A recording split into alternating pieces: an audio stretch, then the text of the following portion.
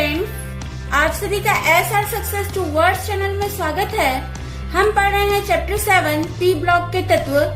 आज का हमारा टॉपिक है समूह 17 के तत्व क्लोरीन। तो आज हम क्लोरीन का सामान्य परिचय, क्लोरीन बनाने की विधियां और इसके भौतिक और रासायनिक गुणों को समझेंगे।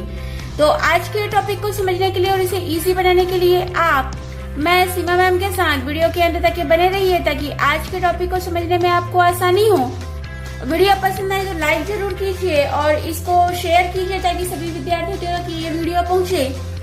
और मेरे चैनल को फर्स्ट टाइम वॉच कर रहे हैं तो सब्सक्राइब जरूर करिए और बेल आइकन को दबाइए ताकि इसी प्रकार की वीडियो की नोटिफिकेशन आपको सबसे पहले मिले। तो चलिए आज की क्लास स्टार्ट करते हैं। तो समूह 17 के तत्व। समूह 17 में फर्स्ट तत्व होता है फ्लोरीन और सेकंड तत्व होता है क्लोरीन। तो क्लोरीन का संकेत Cl, क्लोरीन का अणु सूत्र Cl2 और क्लोरीन की संयोजकता 1 होती है। क्लोरीन का अणु भार 35.5 और क्लोरीन का परमाणु क्रमांक 17। क्लोरीन का इलेक्ट्रॉनिक विन्यास। क्लोरीन के परमाणु संरचना में इलेक्ट्रॉन के भरने का क्रम 287, यानी कि प्रथम कोश में 2 इलेक्ट्रॉन, द्वितीय कोश में 8 इलेक्ट्रॉन और अंतिम कोश में 7 इलेक्ट्रॉन भरे जाते हैं। इलेक्ट्रॉनिक विन्यास लिखेंगे 1s2, 2s2, 2p6, 3s2, 3p5। इसके अंतिम कोश में 7 इलेक्ट्रॉन होते हैं। इसको हम पिछली वीडियो में पढ़ चुके हैं। क्लोरीन को सबसे पहले 1774 ईस्वी में शीले नाम के साइंटिस्ट ने पायरोलुसाइड जिसे मैग्नीज डाइऑक्साइड के नाम से हम जानते हैं, इसे पायरोलुसाइड भी कहा जाता है। तो मैग्नीज डाइऑक्साइड पर हाइड्रोक्लोरिक अम्ल की अभिक्रिया से क्लोरीन को प्राप्त किया था। क्लोरीन ग्रीक भाषा क्लोरोस, जिसका अर्थ होता है ग्रीनिश येलो, यानी कि जो ग्रीक भाषा क्लोरोस जिसका अर्थ ग्रीनिश येलो होता है, इसी के आधार पर क्लोरीन का नाम क्लोरीन पड़ा। क्लोरीन हरे पीले रंग का होता है, इसी वजह से इसका नाम क्लोरीन रखा गया है। आगे हम समझते हैं प्राप्ति, यह प्रकृति में किस प्रकार से मिलता है। तो क्लोरीन बहुत अधिक सक्रिय तत्व है, जिसकी वजह से यह मुक्त अवस्था में नहीं मिलता है। यह संयुक्त अवस्था में धातु क्लोराइड के रूप में मिलता है। तो ये खनिज के रूप में धातु क्लोराइड जैसे sodium chloride, potassium chloride, magnesium chloride आदि इसके मुख्य खनिज हैं। और ये जो लवण है ये समुद्र और चट्टानों में पाए जाते हैं। यहाँ पर हमने क्लोरीन के सामान्य परिचय को समझे। आगे हम समझते हैं कि क्लोरीन किस प्रकार से तैयार की जाती है। तो क्लोरीन बनाने की विधियां। तो क्लोरीन को साधारण विधि से 2 तरीकों से तैयार किया जाता है। फर्स्ट हाइड्रोक्लोरिक अम्ल के ऑक्सीकरण से और सेकंड धातु क्लोराइड से अभिक्रिया करके। तो यहाँ पर जो हाइड्रोक्लोरिक अम्ल की विभिन्न प्रकार के ऑक्सीकारकों से, ऑक्सीकारक पदार्थ जैसे manganese dioxide, potassium permanganate, potassium dichromate, विरंजक चूर्ण, ये सभी अच्छे ऑक्सीकारक पदार्थ होते हैं। तो मैग्नीज डाइऑक्साइड की हाइड्रोक्लोरिक अम्ल से, पोटेशियम परमैंगनेट की हाइड्रोक्लोरिक अम्ल से, पोटेशियम डाइक्रोमेट की हाइड्रोक्लोरिक अम्ल से और विरंजक चूर्ण की हाइड्रोक्लोरिक अम्ल से अभिक्रिया करा करके क्लोरीन गैस प्राप्त की जाती है, जैसे कि हमको यहाँ पर समीकरण में प्रदर्शित है। साधारण विधि में हम सेकंड देखते हैं धातु क्लोराइड से। धातु क्लोराइड यानी सोडियम क्लोराइड की मैग्नीशियम डाइऑक्साइड और सांद्र सल्फ्यूरिक अम्ल के मिश्रण को गर्म करके क्लोरीन गैस प्राप्त की जाती है। सेकंड प्रयोगशाला विधि। आगे हम समझते हैं कि प्रयोगशाला में क्लोरीन को किस प्रकार से तैयार किया जाता है। जैसे हमको यहाँ पर समीकरण प्रदर्शित है, मैग्नीज डाइऑक्साइड की हाइड्रोक्लोरिक अम्ल के द्वारा ऑक्सीकृत करके क्लोरीन गैस प्राप्त की जाती है। यहाँ पर हमको प्रयोगशाला में क्लोरीन किस प्रकार से तैयार की जाती है इसका चित्र प्रदर्शित है। तो पहले हम इस चित्र को समझ लेते हैं।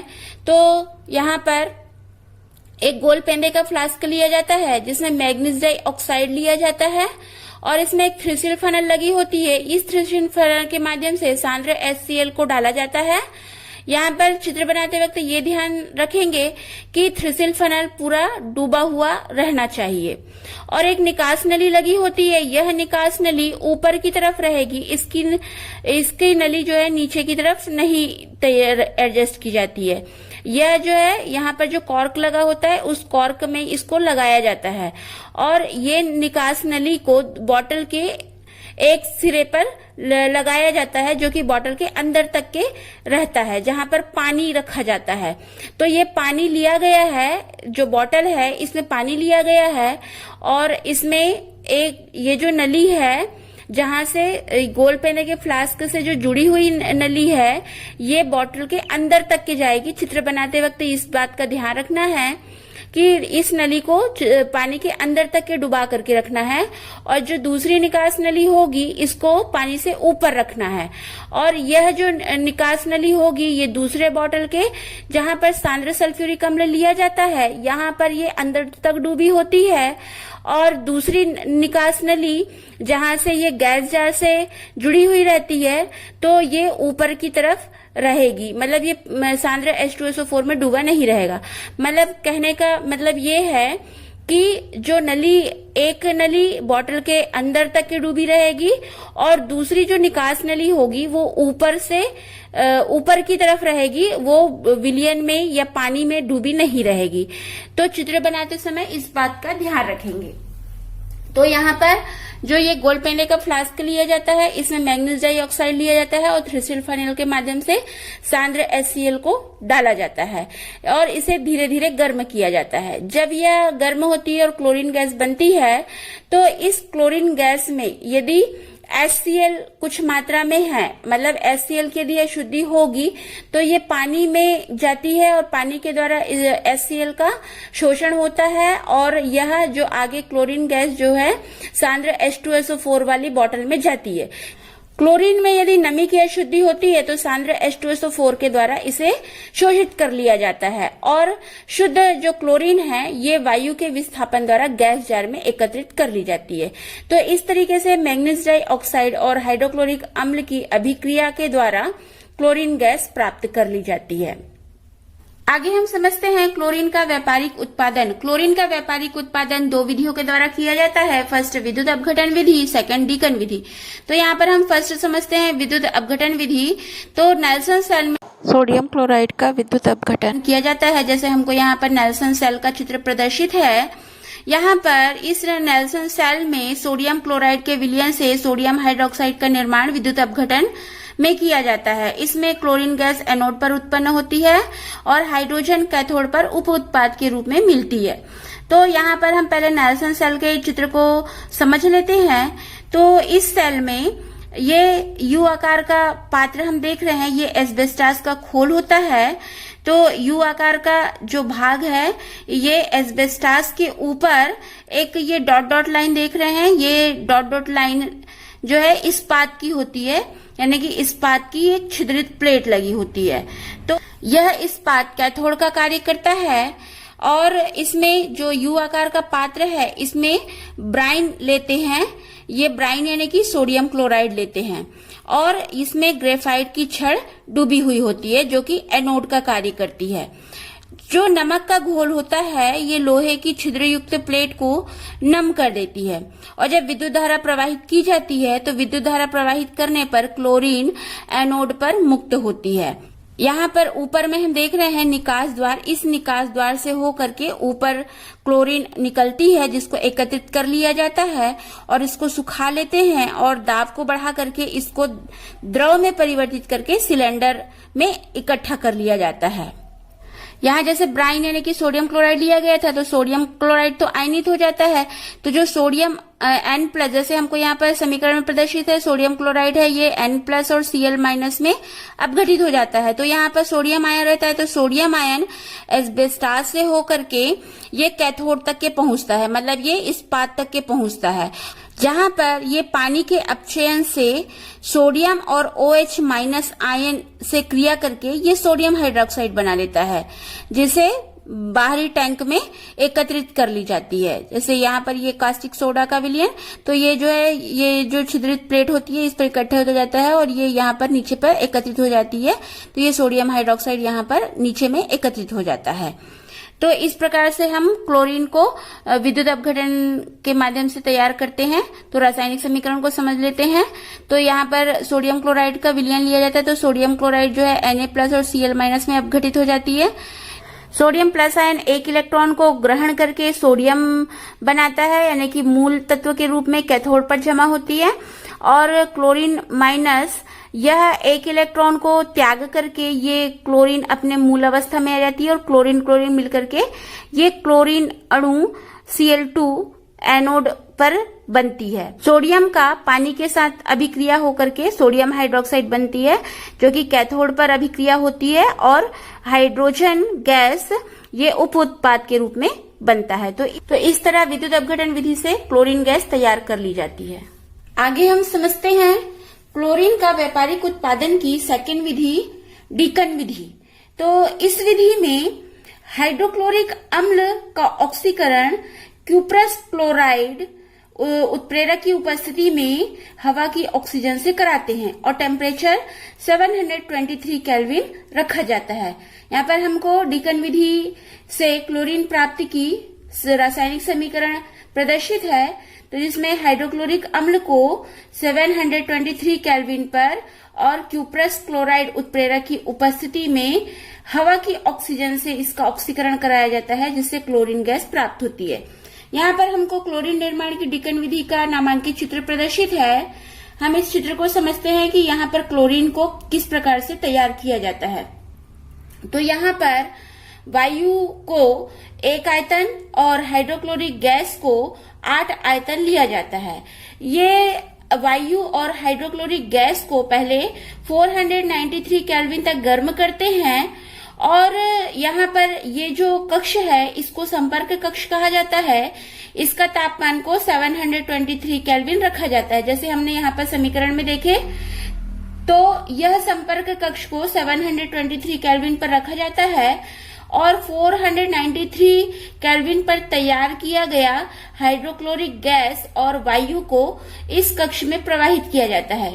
यहाँ पर ये जो संपर्क कक्ष है इसमें प्यूमिक स्टोन, या जिसको झावा पत्थर कहते हैं, इसके छोटे छोटे टुकड़े होते हैं। इस प्यूमिक स्टोन को क्यूप्रिक क्लोराइड के घोल में डुबाकर सुखा लेते हैं।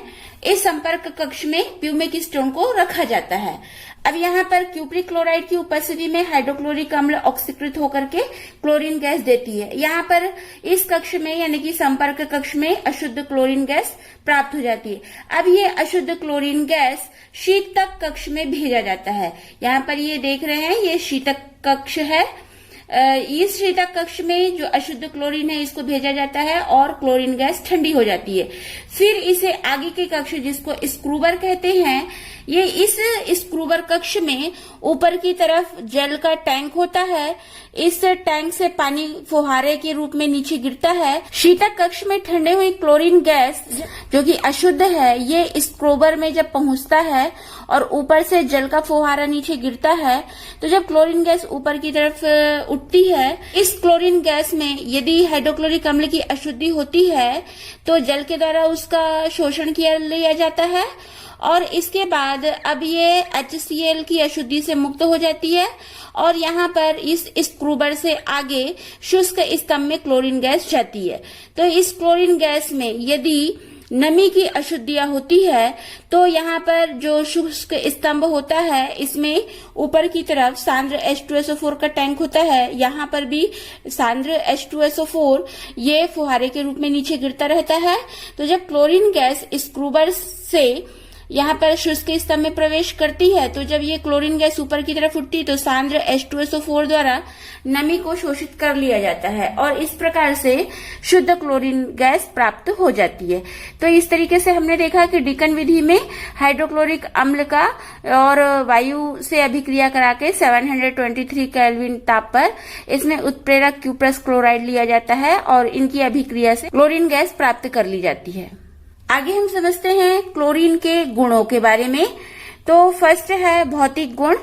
तो इसमें फर्स्ट पॉइंट कि हल्के पीले रंग की गैस, हमने इसको पहले ही क्लास शुरू होने पर हमने पढ़ा था कि क्लोरीन हल्के पीले रंग की गैस होती है। इसको हल्के पीले रंग के कारण ही इसको क्लोरीन कहा जाता है। तो क्लोरीन का रंग हल्के पीले रंग का होता है। सेकेंड, क्लोरीन की गंध तीक्ष्ण होती है और ये बहुत अधिक विषैली होती है। क्लोरीन को सूंघ लेने पर नाक, गले, फेफड़े पर हानिकारक प्रभाव पड़ता है और इससे खांसी और छींक भी आने लगती है। थर्ड, वायु से लगभग 2.5 गुना भारी होती है। जो क्लोरीन गैस है ये वायु से लगभग 2.5 गुना भारी होती है। फोर्थ, साधारण ताप पर पानी में विलय, यानी कि जब हम सामान्य ताप पर, जैसे रूम का टेम्परेचर होता है, इस पर क्लोरीन को पानी में विलय करते हैं तो ये विलय हो जाती है, तो इसे क्लोरीन का जल कहा जाता है। लेकिन इसको गर्म पानी में विलय करने पर ये अविलय रहती है। फिफ्थ, सोडियम क्लोराइड के संतृप्त विलयन में अविलय, यानी कि क्लोरीन को यदि हम नमक के संतृप्त विलयन में यदि घोलते हैं तो यह अविलय रहती है। सिक्स, क्लोरीन -34.5 डिग्री सेल्सियस पर नारंगी पीले द्रव में द्रवित हो जाती है और इसे हल्के पीले ठोस में भी बदला जा सकता है। आगे हम समझते हैं क्लोरीन के रासायनिक गुणों के बारे में। तो फर्स्ट है पानी के साथ अभिक्रिया। तो जैसा हमने भौतिक गुण में पढ़ा कि साधारण ताप पर पानी में विलय होने पर यह क्लोरीन का जल कहलाता है और गर्म पानी में ये अविलय होता है। तो यहाँ पर जैसे हमको समीकरण प्रदर्शित है, फर्स्ट कि जब हम इसको ठंडे जल के साथ अभिक्रिया कराते हैं तो इसका जलीय विलयन तैयार हो जाता है जिसको क्लोरीन जल कहते हैं, और इस क्लोरीन जल को जब सूर्य के प्रकाश में रख दिया जाता है तो उसकी गंध और उसका रंग नष्ट हो जाता है और ये हाइपोक्लोरस अम्ल में परिवर्तित हो जाता है। जैसे हम ये समीकरण में देख रहे हैं, पानी की क्लोरीन से अभिक्रिया होने पर ये हाइपोक्लोरस अम्ल बनाता है और क्लोरीन जल को अधिक समय तक रखे रहने पर पानी का अपघटन हो जाता है। जैसे हमको समीकरण में प्रदर्शित है, ये पानी का ये अपघटन होने पर ये ऑक्सीजन देता है। सेकेंड, हाइड्रोजन के साथ क्रिया। जब सूर्य की उपस्थिति में हाइड्रोजन और क्लोरीन की अभिक्रिया होती है तो हाइड्रोक्लोरिक अम्ल बनता है। थर्ड, धातु, अधातु एवं उपधातुओं से क्रिया। क्लोरीन स्वयं नहीं जलती है परंतु कुछ पदार्थों को जलने में सहायक होती है। तो यदि धातु, अधातु या उपधातु में क्लोरीन का प्रवाह किया जाए तो ये जल करके क्लोराइड देती है। जैसे हमको यहाँ पर समीकरण प्रदर्शित है कि सोडियम धातु के साथ क्लोरीन अभिक्रिया करके सोडियम क्लोराइड बनाता है, एल्युमिनियम के साथ क्लोरीन अभिक्रिया करके एल्युमिनियम क्लोराइड बनाता है, फास्फोरस के साथ क्लोरीन अभिक्रिया करके फास्फोरस ट्राइक्लोराइड बनाता है। इस प्रकार से यह अन्य धातु और अधातु और उपधातुओं से भी अभिक्रिया करके क्लोराइड का निर्माण करता है। फोर्थ, क्लोरीन की ऑक्सीकारक क्रिया। क्लोरीन एक प्रबल ऑक्सीकारक होता है। यह जैसा हम देख रहे हैं कि यह जल से अभिक्रिया करता है और क्लोरीन जल बनाता है, यानी कि क्लोरीन और जल को मिला दिया जाएगा तो यहाँ पर क्लोरीन जल का निर्माण होता है। तो जो क्लोरीन है ये जल से अभिक्रिया करके HCl और हाइपोक्लोरस अम्ल बनाता है। ये हाइपोक्लोरस अम्ल अस्थायी होता है, ये अपघटित होकर के HCl और नवजात ऑक्सीजन देता है। जैसे हम ये पानी की क्रिया में हमको ये समीकरण प्रदर्शित है कि ये H2O क्लोरीन से अभिक्रिया करके HCl और हाइपोक्लोरस अम्ल देता है। तो यहाँ पर ये हाइपोक्लोरस अम्ल अस्थायी है और यह अपघटित होकर के नवजात ऑक्सीजन और HCl बनाता है। तो यहाँ पर जो क्लोरीन है, क्लोरीन की नमी की उपस्थिति में यह जलीय विलयन में प्रबल ऑक्सीकारक का कार्य करता है। जैसे क्लोरीन एक प्रबल ऑक्सीकारक है, जैसा हमको यहाँ पर समीकरण में प्रदर्शित है, यह फेरस सल्फेट को फेरिक सल्फेट में परिवर्तित कर देता है, हाइड्रोजन सल्फाइड को सल्फर में परिवर्तित कर देता है, सल्फर डाइऑक्साइड को सल्फ्यूरिक अम्ल में परिवर्तित कर देता है और स्टेनस क्लोराइड को स्टेनिक क्लोराइड में परिवर्तित कर देता है। इस प्रकार से और सोडियम सल्फाइड को सोडियम सल्फेट में परिवर्तित कर देता है। इस तरह से क्लोरीन नमी की उपस्थिति में यह जलीय विलयन में प्रबल ऑक्सीकारक का कार्य करती है। फिफ्थ, क्षारों के साथ क्रिया। तो यहाँ पर ठंडे तथा तनु क्षार से और गर्म और सांद्र क्षार से क्लोरीन की अभिक्रिया होती है। तो यहाँ पर हम फर्स्ट देखते हैं ठंडे तथा तनु क्षार से क्रिया। तो यहाँ पर ठंडे और तनु क्षार यानी कि सोडियम हाइड्रोक्साइड की क्लोरीन से अभिक्रिया होने पर सोडियम क्लोराइड और सोडियम हाइपोक्लोराइड बनाती है और ठंडे और तनु क्षार पोटेशियम हाइड्रोक्साइड की क्लोरीन से अभिक्रिया होने पर पोटेशियम क्लोराइड और पोटेशियम हाइपोक्लोराइड बनाती है। और जब सेकंड में गर्म और सांद्र क्षार से अभिक्रिया, यानी कि जब सोडियम हाइड्रोक्साइड और पोटेशियम हाइड्रोक्साइड गर्म और सांद्र क्षार के रूप में रहेंगे तो सोडियम हाइड्रोक्साइड क्लोरीन के साथ अभिक्रिया करके सोडियम क्लोराइड और सोडियम क्लोरेट बनाती है। और जब पोटेशियम हाइड्रोक्साइड गर्म और सांद्र क्षार के रूप में रहता है तो क्लोरीन से अभिक्रिया करके पोटेशियम क्लोराइड और पोटेशियम क्लोरेट बनाती है। 6. क्लोरीन की विरंजक क्रिया। तो पहले हम ये समझते हैं कि क्लोरीन की विरंजक क्रिया क्या है। तो पानी या नमी की उपस्थिति में जब क्लोरीन रंगीन पदार्थों को रंगहीन कर देती है तब इसे क्लोरीन की विरंजक क्रिया कहते हैं। तो यह जो विरंजक क्रिया है ये पानी के साथ नवजात ऑक्सीजन देने पर आधारित होती है। यानी कि जैसे हमको यहाँ पर समीकरण में प्रदर्शित है कि जब क्लोरीन पानी से अभिक्रिया करती है तो हाइड्रोक्लोरिक अम्ल और हाइपोक्लोरस अम्ल बनाती है। ये हाइपोक्लोरस अम्ल ये अस्थायी होता है जो कि हाइड्रोक्लोरिक अम्ल और नवजात ऑक्सीजन देता है। तो ये जो नवजात ऑक्सीजन होता है ये रंगयुक्त पदार्थ को यानी कि रंगीन पदार्थ को से अभिक्रिया करके ये रंगहीन पदार्थ में परिवर्तित कर देता है। यहाँ पर क्लोरीन का विरंजक प्रभाव ऑक्सीकरण क्रिया द्वारा होता है जो कि स्थायी होता है। मतलब कि जो यहाँ पर हम देख रहे हैं रंगयुक्त पदार्थ यानी रंगीन पदार्थ होता है ये ऑक्सीजन से क्रिया करके रंगहीन में परिवर्तित हो जाता है, लेकिन ये रंगहीन से वापस रंगयुक्त नहीं हो पाता है। यानी कि क्लोरीन से केवल जो वनस्पति होती पेड़ पौधे होते हैं या कार्बनिक पदार्थ होते हैं इनका रंग उड़ाया जाता है। और यह जो अभिक्रिया होती है छापे की स्याही यानी कि जो प्रिंटर्स इंक होते हैं जिसमें कार्बन होता है इसमें कोई अभिक्रिया नहीं होती है। ये क्लोरीन की विरंजक क्रिया ऑक्सीकरण के कारण होती है। यहाँ पर ये क्वेश्चन इंपॉर्टेंट है जो कि एग्जाम में पूछा जाता है कि क्लोरीन का विरंजक प्रभाव स्थायी होता है लेकिन सल्फर डाइऑक्साइड का विरंजक प्रभाव अस्थायी होता है, क्यों? तो ये क्वेश्चन को अच्छी तरीके से तैयार करेंगे। 7. चूने के पानी से क्रिया। तो क्लोरीन ठंडे और तनु चूने के पानी से और गर्म और सांद्र चूने के पानी के साथ अभिक्रिया करता है। जैसे हमको यहाँ पर समीकरण प्रदर्शित है तो फर्स्ट है ठंडे और तनु चूने के पानी के साथ क्रिया। तो जब कैल्शियम हाइड्रोक्साइड जो कि ठंडा और तनु होता है इसकी क्लोरीन के साथ अभिक्रिया होती है तो ये कैल्शियम क्लोराइड और विरंजक चूर्ण बनाता है। सेकेंड, जब गर्म और सांद्र चूने का पानी लिया जाता है यानी कि गर्म और सांद्र कैल्शियम हाइड्रोक्साइड से क्लोरीन की अभिक्रिया से कैल्शियम क्लोराइड और कैल्शियम क्लोरेट प्राप्त होता है। 8. सूखे बुझे हुए चूने के साथ क्रिया। जब क्लोरीन सूखे बुझे हुए चूने के साथ यानी कैल्शियम हाइड्रोक्साइड के साथ अभिक्रिया करती है तो विरंजक चूर्ण का निर्माण करती है। 9. अमोनिया के साथ क्रिया। क्लोरीन अमोनिया के साथ दो कंडीशन में क्रिया करता है, जब अमोनिया की मात्रा अधिक होती है और अमोनिया की मात्रा कम होती है।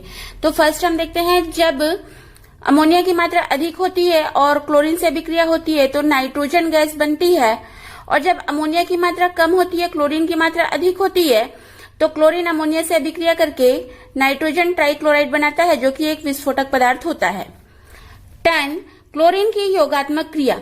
जब क्लोरीन कार्बन मोनोऑक्साइड से अभिक्रिया करता है तो ऑक्सीजन गैस का निर्माण करता है, और जब सल्फर डाइऑक्साइड की अभिक्रिया क्लोरीन से होती है तो सल्फ्यूरिक क्लोराइड का निर्माण होता है। 11. कार्बनिक यौगिक के साथ क्रिया। जब क्लोरीन असंतृप्त हाइड्रोकार्बन के साथ अभिक्रिया करता है तो योगात्मक यौगिक बनता है। जैसे हमको यहाँ पर समीकरण प्रदर्शित है, क्लोरीन C2H4 के साथ अभिक्रिया करके C2H4Cl2 यानी एथिलीन डाइक्लोराइड का निर्माण करता है। और जब क्लोरीन संतृप्त हाइड्रोकार्बन के साथ सूर्य के प्रकाश में अभिक्रिया करता है तो प्रतिस्थापन अभिक्रिया होती है।